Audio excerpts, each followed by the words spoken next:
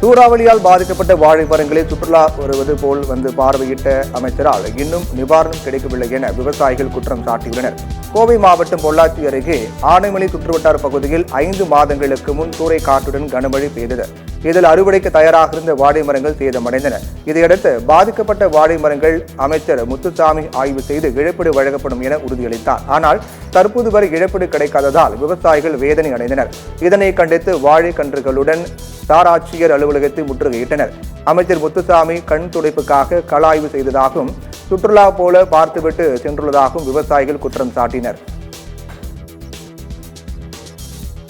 4-5 மாதங்களுக்கு முன்னாடி சூறைக்காற்று இடியுடன் எனது வாழை தோட்டங்கள் ஆனமலை ஏரியாவில் 1 லட்சத்துக்கு மேற்பட்ட வாழைகள் சேதமாயிடுச்சுங்க. அதுக்கு அமைச்சர் முத்துசாமி 5 மாதங்களுக்கு முன்பு ஆராய்ச்சி செய்தார். ஆய்வு செய்து அந்த ஆய்வு இன்னைக்கு வரைக்கும் தோய்வு நிலையே இருக்குதுங்க. இப்போ அப்படி பார்க்கும்போது எங்களுடைய முகத்தில் விவசாயிகளுடைய